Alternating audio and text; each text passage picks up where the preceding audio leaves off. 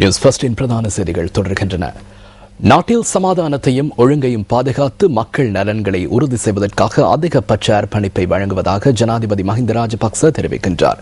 கேகாலை மானியம் கம பகுதியில் நடைபெற்ற நிகழ்வு ஒன்றில் கலந்து கொண்டு உரையாற்றும் போதே ஜனாதிபதி இந்த கருத்தினை கூறினார்.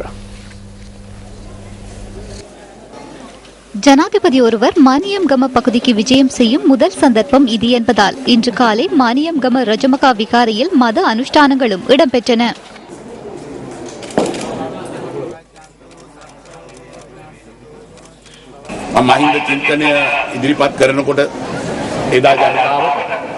மைந்த சிந்தனையின் பிரகாரம் 2005ஆம் ஆண்டு முதல் மதுவுக்கு முற்றுப்புள்ளி வைக்கும் நடவடிக்கைகள் முன்னெடுக்கப்பட்டன.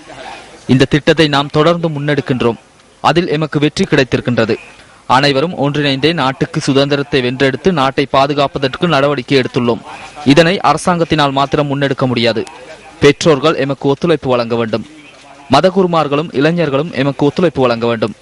எம்மிடம் குற்றங்கள் இருப்பின் அவற்றை சுட்டிக்காட்ட உங்களுக்கு உரிமை இருக்கின்றது. ஏனென்றால் எம்மை நீங்களே தெரிவு செய்திருக்கிறீர்கள்.